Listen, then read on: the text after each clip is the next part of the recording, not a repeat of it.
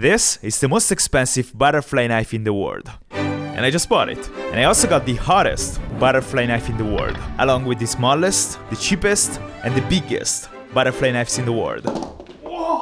And now I'm broke, but happy, because my plan was to test them all and then rank each one of them. And let's just say the results might shock you. Or not. So the cheap knife is so cheap that you don't even get a knife. You get popsicle sticks and glue, and then you gotta do all the work. That's why we're gonna call it IKEA. So to build a perfectly functioning butterfly knife, I made a list of all the components and I studied the best way to recreate them. And I definitely didn't watch a YouTube tutorial showing exactly how to do it.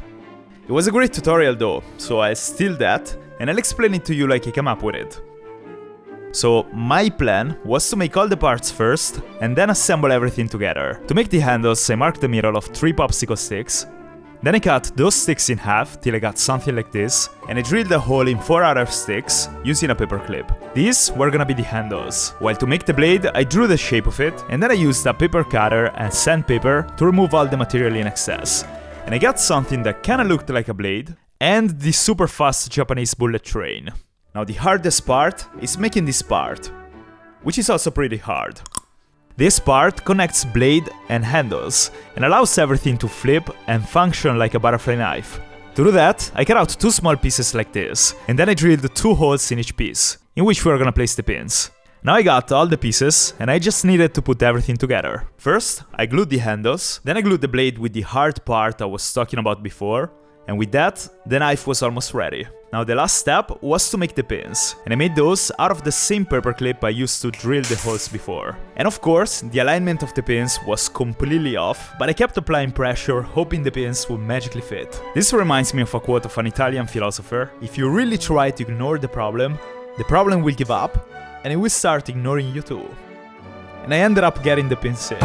Nice. Then I added the final details, sharpened the blade, and filled my lungs with those white wooden particles, and the IKEA knife was ready.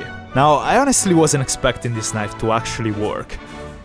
And indeed it didn't. But then after shaking it around and dropping it for a while, I think the pins must have loosened, and it actually started to work like a butterfly knife. Like, you can open it like a real one, and also probably do a bunch of tricks too if you're better than me and know how to do them. You know, it's probably not the best butterfly knife out there.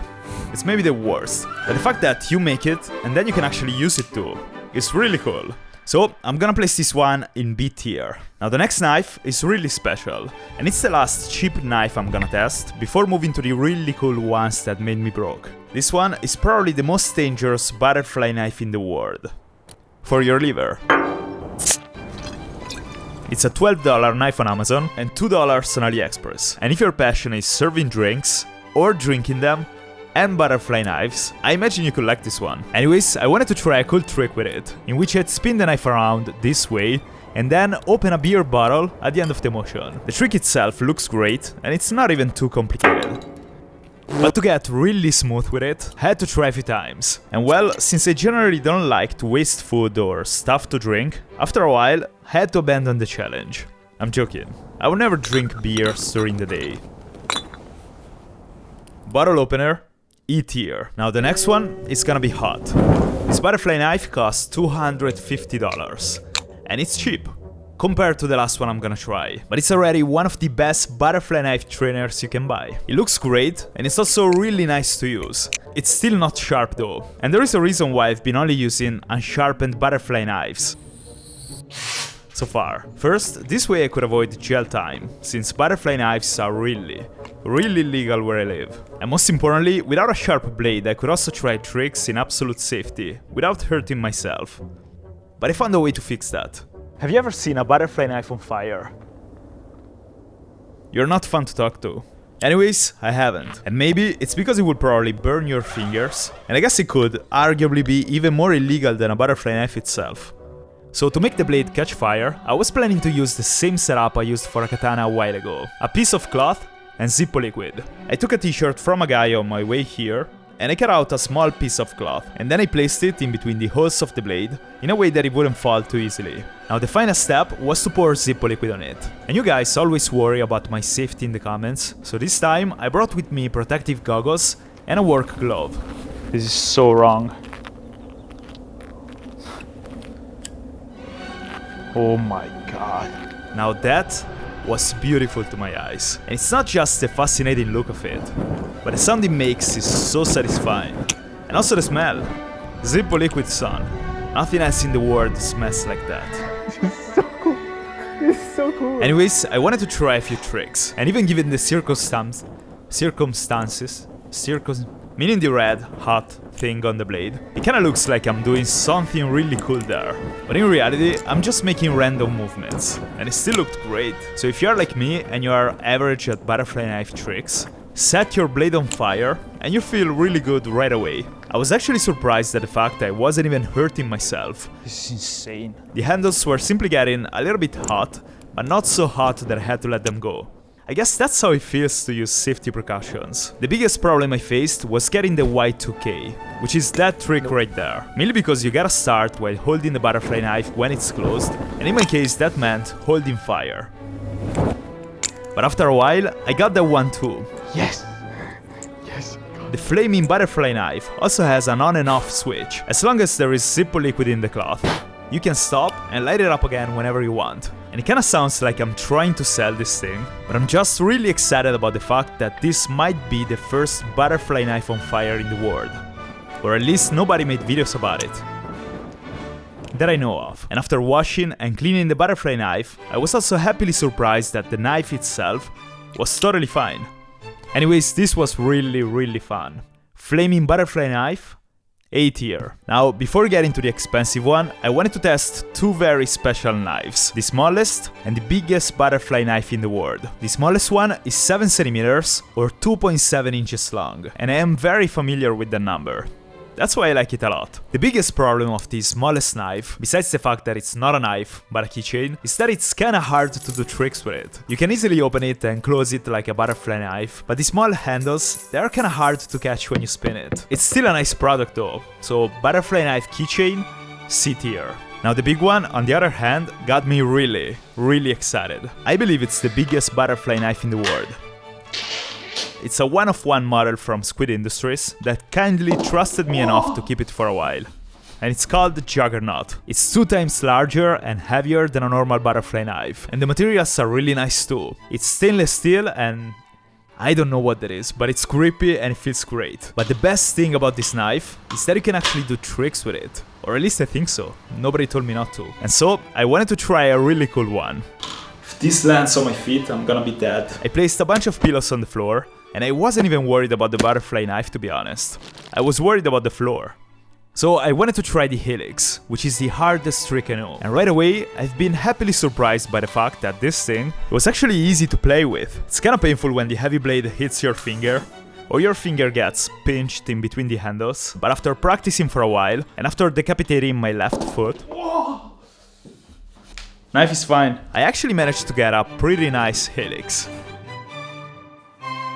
This one was unique.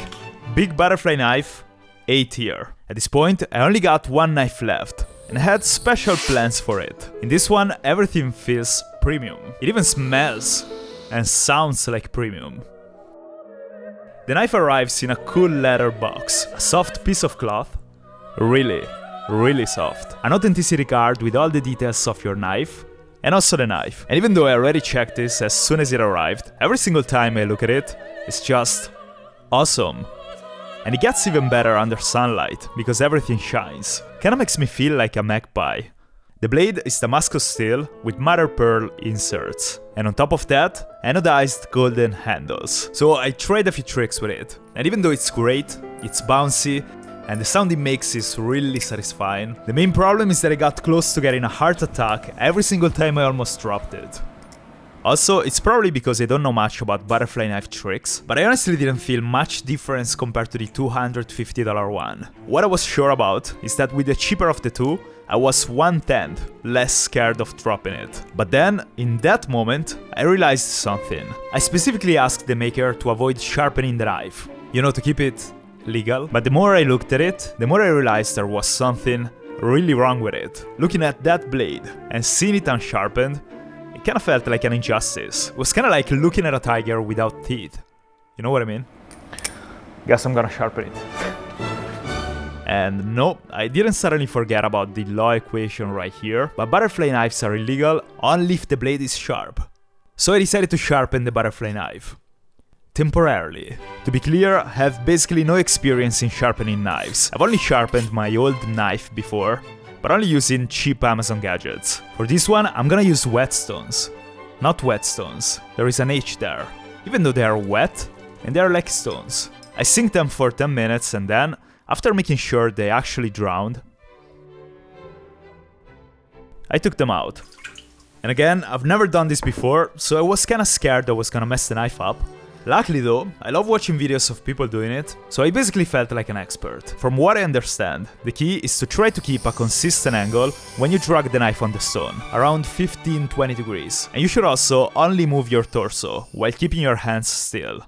But I didn't know that, so I'm probably not doing it right. And then you move your way up into the finer grits. The finer the grit, the sharper the knife will get, and the longer it takes to sharpen it. Anyways, I started with a lower grit stone, and using even pressure, I slowly drag the knife over it. Well, the hardest part is keeping the angle consistent. And besides the fact I was liking this a lot, I think it was kinda working too. No way, I think it's sharper already. Then I also tried another technique I saw on YouTube. This one consists in making circular movements, and I'm not sure if it's a legit method, but the knife was getting sharper. Oh my god. I think it's working. I kept trying for 20 minutes, and the sound of steel against the stone was like music to my ears, so I wasn't complaining. Anyways, I kept going until a tiny burr formed on the other side of the blade. The best way to check for the burr is to touch it. It's really small if you look at it, but when you touch it, it kinda gets bigger. Anyways, that was a sign that I had to move to the other side of the blade, and basically repeat the process for a while, as I did previously. For the next 2 hours, I kept sharpening as well as I could, consistently increasing the grit of the stones I was using. I went from 400 to 1000 to 3000 and finally 8000. And after spending a lot of time on this one, I was kinda zoning out. And after a while, I felt the knife was ready. Based on guessing, it actually felt sharp to be fair. And then after cleaning it, it's kinda hard to see, but you notice there is an edge there, where before there wasn't. The question wasn't if it was sharp or not. My question was, how sharp was it? To find out, there were 2 sharpening tests I wanted to try. The first one is a classic. It's cutting paper. If it cuts clean, the knife is really sharp. Oh my god. No way, like... It's really... satisfying. For the second test, I got a professional tool. It basically measures the pressure it takes to cut this tiny wire. The lower the pressure, the sharper the knife. A double-edged razor is 50 to 100, while a really sharp blade is 300. And well, my dream goal was to get 200 or less. And at the first test out of 3, I got 120. And I was really happy about it. The second test, 85. No way. That's pretty insane. It was so different probably because of my poor sharpening skills, and the blade had different sharpness in different areas. But I wasn't complaining. And at the third test, I got 125. 125. I'll take it. Now remember I said before, this is very illegal, and this blade would probably send me to jail, especially if I went to a public park with it. But I had a plan to avoid that. The knife is illegal only because it's sharp. So to make it perfectly legal, I just needed to make it unsharpened. And like that, I got a perfectly legal butterfly knife trainer. And for all the fact checkers, the theory is clearly proved by this equation. Listen, if I stop making videos, you know what happened. Ceroni knife, sharpened, S tier. Not surprising, but I think it's fair. Thank you so much for watching. If you like this video, subscribe and watch another one.